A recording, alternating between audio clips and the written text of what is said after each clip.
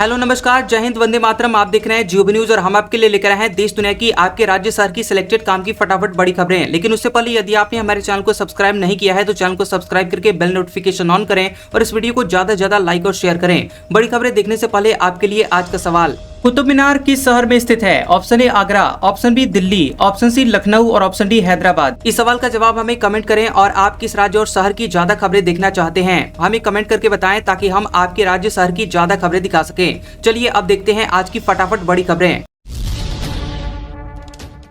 जरूरी चीजों के दाम 10% घटेंगे। 10 लाख वस्तुओं में से ज्यादातर के जीएसटी स्लैब बदलेंगे। फ्रिज से सीमेंट तक सस्ते होंगे। खबर है कि केंद्र सरकार ने अमेरिका के टैरिफ का जवाब देने की तैयारी कर ली है और इसके लिए वस्तु एवं सेवा कर यानी जीएसटी में बड़ा बदलाव करने की तैयारी है। इसे जीएसटी 2.0 या फिर नेक्स्ट जेन जीएसटी नाम दिया गया है। इसका ऐलान प्रधानमंत्री मोदी ने स्वतंत्रता दिवस पर लाल किले से किया था। उन्होंने इसे दिवाली गिफ्ट कहा था, यानी कि सितंबर में जीएसटी बैठक करके सरकार ये बदलाव ला सकती है। अभी जीएसटी में 4 स्लैब 5%, 12%, 18% और 28% है। सुधार के बाद 2 स्लैब 5% और 18% ही रहेंगे। इससे कि 12% जीएसटी के दायरे में आने वाली मक्खन, फ्रूट जूस, ड्राई फ्रूट्स जैसी 99% वस्तुएं 5% के दायरे में आ जाएंगी। सीधे तौर पर अगर कहा जाए तो ये वस्तुएं 7% तक सस्ती हो जाएंगी। ऐसे ही 28% टैक्स के दायरे में आने वाली cement, AC, fridge, TV, washing machine जैसी 90% वस्तुएं 18% के स्लैब में आ जाएंगी, यानी कि 10% तक ये सस्ती हो सकती हैं। सरकार ने टैक्स रेट में स्थिरता लाने और इनपुट टैक्स क्रेडिट के जटिल सिस्टम को आसान बनाने के लिए कदम उठाया है। राहुल गांधी का नाम लिए बिना चुनाव आयोग का निशाना, प्रेजेंटेशन में दिखाया डेटा हमारा नहीं। वोट चोरी के आरोपों पर हलफनामा दे या फिर देश से माफी मांगे।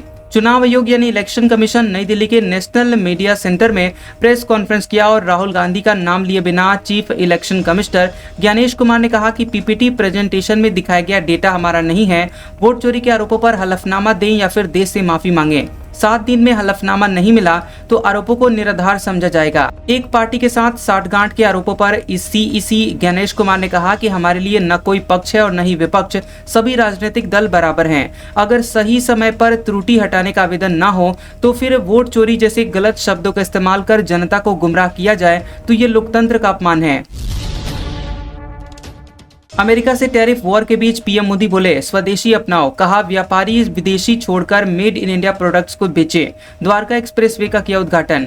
प्रधानमंत्री मोदी ने दिल्ली के रोहिणी में देश के पहले 8 lane elevated highway Dwarka expressway और अर्बन एक्सटेंशन रोड 2 UER2 का उद्घाटन किया। इस मौके पर उन्होंने लोगों से मेक इन इंडिया और वोकल फॉर लोकल को अपनाने को कहा। मोदी ने मंच से कहा कि भारतीय हैं तो भारत में बना सामान ही खरीदें। दिवाली पर भी वही सामान खरीदें जो भारतीयों ने बनाया है। व्यापारी भी विदेशी सामान छोड़कर लोकल सामान बेचें। पीएम मोदी का ये बयान ऐसे समय पर आया है जब भारत और अमेरिका के बीच टैरिफ को लेकर खींचतान चल रही है। अमेरिकी राष्ट्रपति डोनाल्ड ट्रंप ने हाल ही में रूस से तेल आयात को लेकर भारतीय वस्तुओं पर अतिरिक्त 25% शुल्क लगाने का ऐलान किया है और 25% टैरिफ 7 अगस्त से लागू हो चुका है, जबकि अतिरिक्त 25% टैरिफ 27 अगस्त से लागू होने का ऐलान किया गया है। बिहार में वोट अधिकार यात्रा, खुली गाड़ी में राहुल गांधी और तेजस्वी यादव। लालू यादव बोले बीजेपी को उखाड़ फेंकना है। राहुल गांधी ने कहा ये संविधान बचाने की लड़ाई। बिहार में स्पेशल इंसेंटिव रिवीजन यानी SIR, सामान्य शब्दों में वोटर लिस्ट रिवीजन के खिलाफ राहुल गांधी की वोट अधिकार यात्रा सासाराम से शुरू हुई। यहाँ के सुगारा हवाई अड्डा ग्राउंड में हुई जनसभा में राहुल गांधी ने कहा कि संविधान को बचाने की लड़ाई है। पूरे देश में बीजेपी RSS संविधान को मिटाने पर तुले हुए हैं। जहां भी चुनाव होता है ये जीतते हैं। महाराष्ट्र में ओपिनियन पोल कह रहे थे कि महागठबंधन चुनाव जीतेगा। लोकसभा में महागठबंधन जीतता है लेकिन 4 महीने में उसी क्षेत्र में हम हारते हैं। हमें पता, हमने लगवाया तो पता चला कि 1 करोड़ नए वोटर जादू से पैदा हो गए। वहीं बिहार की जनता वोटों की चोरी नहीं करने देगी क्योंकि गरीब कमजोर लोगों के पास सिर्फ वोट का हक है। आयोग जो कर रहा है वो सबको पता है। इलेक्शन कमीशन को हम ये नहीं करने देंगे। मोदी जी और NDA अरबपतियों के साथ सरकार चलाती है। आपका पूरा धन 5-6 अरबपतियों को दिया जाता है। राजस्थान के जयपुर में बीजेपी कार्यकर्ताओं ने टारगेट से 11 लाख कम पौधे लगाए। मानसून सीजन में 15 लाख पौधे लगाए गए। प्रदेश अध्यक्ष जिला भी फिसड्डी रहा। खबर है कि मानसून सीजन में राजस्थान बीजेपी की ओर से चलाए गए पौधारोपण कार्यक्रम में बीजेपी कार्यकर्ताओं ने करीब 15 लाख पौधे लगाए, लेकिन ये संख्या तय टारगेट से करीब 11 लाख कम रही है। पार्टी ने 1 जुलाई से 5 अगस्त तक पौधारोपण अभियान चलाया था। इसमें पार्टी ने प्रत्येक बूथ पर 50 पौधे लगाने का टारगेट दिया था। इस अभियान में पार्टी कार्यकर्ताओं ने 1 लाख से अधिक स्थानों पर पौधारोपण किया। अभियान समाप्ति के बाद आंकड़ों पर नजर डालें तो अभियान में चूरू जिले में सबसे अधिक पौधे लगाए गए, वहीं अलवर उत्तर जिला पौधारोपण में सबसे फिसड्डी साबित हुआ। बालाघाट में 19 मई को निशुल्क योग शिविर, प्रतिभागियों के लिए 18,000 वर्ग फीट में होगी बैठने की व्यवस्था। बालाघाट में 19 मई को निशुल्क योग शिविर लगाया जाएगा। यह शिविर हरि मंगलम लॉन में सुबह 5:30 बजे से 7:30 बजे तक होगा। शिविर में योग और आयुर्वेद के महत्व पर बात की जाएगी और इसके साथ ही नई शिक्षा नीति के तहत स्थापित भारतीय शिक्षा बोर्ड की कार्य प्रणाली के बारे में भी जानकारी दी जाएगी। बाबा महाकाल की शाही सवारी में ड्रोन से होगी पुष्प वर्षा। आप भी जमा करवाइए काउंटर्स पर गुलाब के फूल। भगवान महाकाल की सवारी बनेगी उत्सव। खबर है कि श्री महाकालेश्वर की 18 अगस्त को निकाली जाने वाली शाही यानी राजशाही सवारी में पहली बार ड्रोन से पुष्प वर्षा की जाएगी। इसमें भक्त भी सहयोगी बन सकेंगे। मुख्यमंत्री डॉक्टर मोहन यादव के सांस्कृतिक धार्मिक क्षेत्र में किए जा रहे नवाचार के क्रम में एक और अध्याय जुड़ने जा रहा है। भक्तों द्वारा अर्पित किए गए गुलाब के फूलों से श्री महाकालेश्वर की पालकी पर पुष्प वर्षा की जाएगी। इसमें उज्जैन ही नहीं बल्कि देश भर से आने वाले भक्त भी अपने नजदीकी काउंटर पर गुलाब के फूल जमा करवा सकते हैं। इसके लिए 18 अगस्त की सुबह 7 बजे से दोपहर के 12 बजे तक महाकालेश्वर मंदिर परिसर के साथ फ्रीगंज और पुराने शहर में विभिन्न जगहों पर श्री महाकालेश्वर मंदिर प्रबंध समिति, जिला प्रशासन, नगर पालिका निगम, जिला पंचायत, MPIDC और दैनिक भास्कर की ओर से लगाए गए काउंटर खुले गए हैं। पीएम मोदी 22 अगस्त को गया आएंगे। 1675 करोड़ रुपए की परियोजनाओं का देंगे सौगात। सियासी समीकरणों को भी साधेंगे। खबर है कि पीएम मोदी 22 अगस्त को बिहार के गया जी आ रहे हैं और यहां 1675 करोड़ रुपए की 30 से अधिक विकास परियोजनाओं का उद्घाटन और शिलान्यास करेंगे। इसके बाद मगध विश्वविद्यालय परिसर में जनसभा को संबोधित करेंगे। प्रधानमंत्री इस रैली के जरिए सियासी समीकरणों को भी साधेंगे। सभा स्थल पर दिन रात काम किया जा रहा है और पीएम के साथ साथ सीएम नीतीश कुमार और अन्य नेताओं के बैठने के लिए 80 गुना 40 फीट का विशाल मंच तैयार किया जा रहा है। वहीं 2.5 लाख से अधिक लोगों के बैठने की क्षमता वाला पंडाल भी बनाया जा रहा है। बिहारी से वोट लेकर गुजरात महाराष्ट्र में लगाई फैक्ट्री। प्रशांत किशोर बोले, बुजुर्गों को 2000 रुपए मासिक पेंशन मिलेगा। बच्चों की शिक्षा के लिए दें वोट। खबर है कि जनसुराज के सूत्रधार प्रशांत किशोर अपनी बिहार बदलाव यात्रा के तहत लगातार अलग अलग जिलों और प्रखंडों में लोगों से संवाद कर रहे हैं। इसी कड़ी में उन्होंने समस्तीपुर के हसनपुर विधानसभा अंतर्गत बिथान के गांधी मैदान में आयोजित बिहार बदलाव सभा को संबोधित किया। जनसभा को संबोधित करते हुए प्रशांत किशोर ने प्रधानमंत्री मोदी, मुख्यमंत्री नीतीश कुमार के साथ ही राजद प्रमुख लालू प्रसाद यादव के परिवार पर भी हमला किया। उन्होंने कहा कि बिहार के लोगों ने पीएम मोदी को मंदिर के लिए वोट दिया, वो बन गया, और जाति के नाम पर वोट दिया तो नीतीश कुमार ने जाति जनगणना करवा दिया। पीएम मोदी बिहार के लोगों का वोट लेकर और देश भर का पैसा लेकर गुजरात और महाराष्ट्र में फैक्ट्री लगवा रहे हैं। आपने अभी तक अपने बच्चों के लिए वोट नहीं दिया, इसलिए आपके बच्चे इंटर ग्रेजुएशन पास कर जाते हैं, या तो बेरोजगार बैठे हैं या फिर गुजरात और महाराष्ट्र में जाकर उन्हीं फैक्ट्रियों में 10-12 हजार रुपए के लिए मजदूरी कर रहे हैं। गोरखपुर में ग्रीन हाइड्रोजन प्लांट का सीएम ने किया लोकार्पण। साल में 72 टन होगा उत्पादन। सिटी गैस डिस्ट्रीब्यूशन नेटवर्क में 2% मिलाया जाएगा। खबर है कि 3 दिवसीय दौरे पर गोरखपुर आए मुख्यमंत्री योगी आदित्यनाथ शाम के 4 बजे से गोरखपुर में ग्रीन हाइड्रोजन प्लांट का लोकार्पण किए और ये प्लांट टोरेंट कंपनी की ओर से महानगर के खानिमपुर में बनाया गया है। लगभग 40 करोड़ रुपए की लागत से तैयार प्लांट में प्रतिवर्ष 72 टन ग्रीन हाइड्रोजन का उत्पादन होगा। इसे सिटी गैस डिस्ट्रीब्यूशन नेटवर्क में मिलाया जाएगा और ग्रीन हाइड्रोजन की मात्रा 2% होगी। टोरेंट कंपनी की ओर से लगभग पायलट प्रोजेक्ट के आधार पर इस प्लांट का निर्माण किया गया है। अखिलेश ने 8 वोट डालते हुए युवक का वीडियो शेयर किया। कहा, चुनाव आयोग को चुनौती देता एक भाजपाई, इसका जवाब दें। 3 सवाल भी पूछे। खबर है कि अखिलेश यादव ने वोट चोरी के आरोप के बीच एक वीडियो जारी कर चुनाव आयोग से सवाल पूछा। उन्होंने सोशल मीडिया एक्स पर हैंडल पर पोस्ट किया। इस वीडियो में एक युवक ईवीएम मशीन पर 8 बार भाजपा के चुनाव चिन्ह कमल का बटन दबाता दिख रहा है। समाजवादी पार्टी प्रमुख ने लिखा कि चुनाव आयोग को चुनौती देता भाजपाई का ये वीडियो चुनावी धांधली करने वालों द्वारा किया गया। ये एक जीता जागता एफिडेविट है। सीईसी इसका जवाब तो दें। चुनाव आयोग ने अपने ऊपर लग रहे आरोपों का जवाब देने के लिए 3 बजे प्रेस कॉन्फ्रेंस की।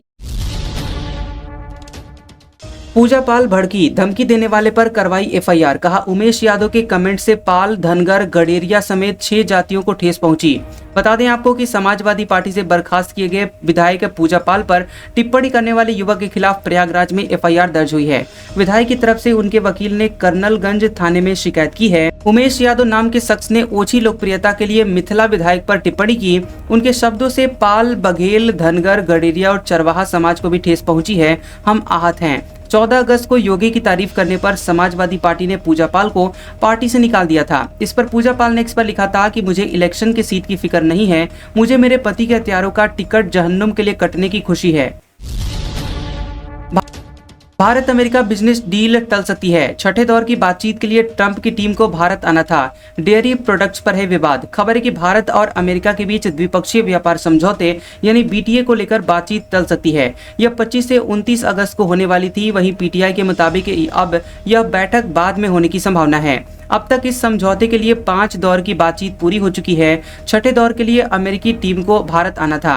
इससे पहले अमेरिका ने 6 अगस्त को भारत पर कुल 50% टैरिफ लगाने की घोषणा की थी। वहीं अमेरिका कृषि और डेयरी क्षेत्रों में अधिक बाजार पहुंच की मांग कर रहा है, लेकिन भारत इससे इनकार कर चुका है।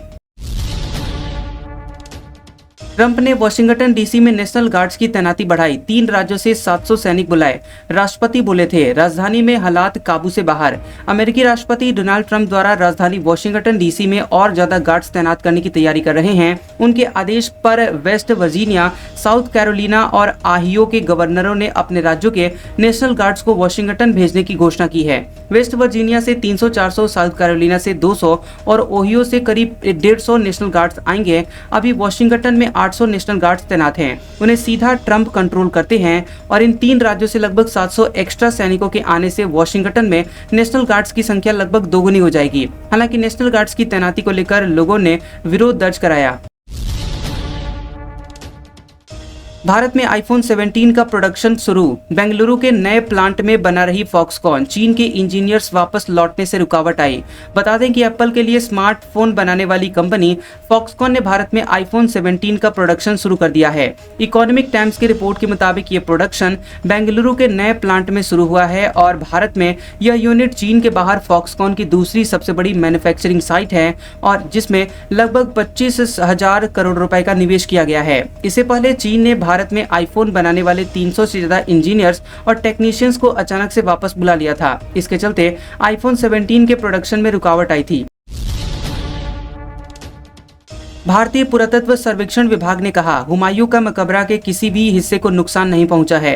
बता दें कि दिल्ली में हुमायूं का मकबरा कैंपस में 15 अगस्त की शाम 4 बजे कमरे की छत गिर गई थी। वहीं भारतीय पुरातत्व सर्वेक्षण विभाग एएसआई ने कहा कि इस घटना में मकबरे के किसी भी हिस्से को कोई भी नुकसान नहीं पहुंचा है। जहां पर दुर्घटना हुई है वो जगह एएसआई के अधिकार क्षेत्र से बाहर है। पश्चिम बंगाल दुर्गा पंडालों के लिए 500 करोड़ रुपए बांट रही ममता बनर्जी। 7 साल में मदद 11 गुना बढ़ाई। राज्य में 45,000 पंडाल।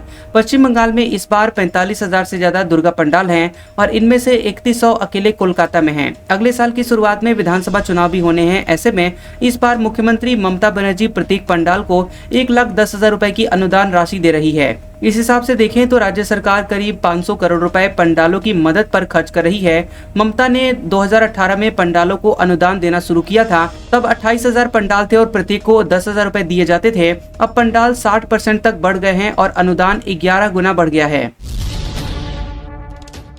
एस्ट्रोनॉट शुभांशु शुक्ला दिल्ली पहुंचे। एयरपोर्ट पर मंत्री जितेंद्र सिंह ने स्वागत किया। लखनऊ में मां बोली, बेटे का बेसब्री से इंतजार। लखनऊ के एस्ट्रोनॉट शुभांशु शुक्ला अमेरिका से भारत आए हैं। वे शनिवार देर रात दिल्ली एयरपोर्ट पर उतरे।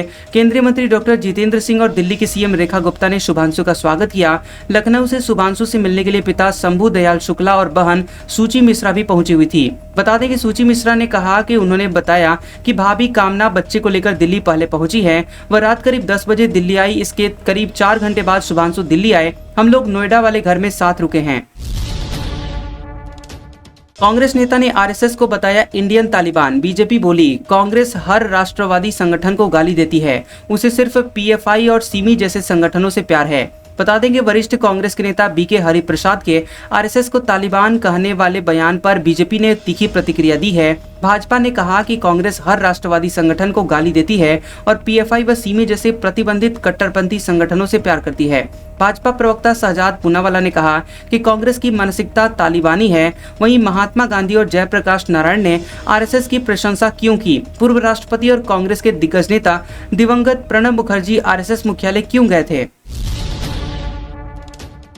दावा यूट्यूबर एल्विश के घर भाव गैंग ने फायरिंग करवाई। लिखा सट्टा प्रमोट कर कई घर बर्बाद किए, बाकी सोशल मीडिया कीड़ों को वार्निंग भी। बता दें आपको कि फेमस यूट्यूबर और big boss OTT winner Elvish Yadav के गुरुग्राम स्थित घर पर रविवार 17 अगस्त की सुबह 6 बजे ताबड़तोड़ फायरिंग की गई और इसका एक वीडियो भी सामने आया जिसमें चेहरे ढके और हेलमेट पहने 2 युवक दिखाई दे रहे हैं। वे भागते हुए हैं और एल्विश के घर पर 24 गोलियां चलाते दिख रहे हैं।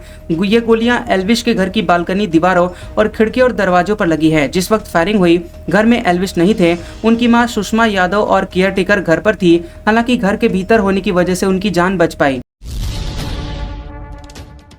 एमपी के 5 शहरों की चारों दिशाओं में बनेंगे हेलीपैड। 28 जिलों में हवाई पट्टी बनाने के लिए कलेक्टरों से मांगे प्रस्ताव। जहां पहले से हैं उनका होगा विस्तार। मध्य प्रदेश के 5 बड़े शहरों में राज्य सरकार यहां चारों ओर 3 से 4 नए हेलीपैड तैयार कराएगी। इसके साथ ही जिन 28 जिलों में हवाई पट्टियां नहीं हैं, वहां पर एयर स्ट्रिप का निर्माण कर विमानन गतिविधियों को बढ़ावा दिया जाएगा।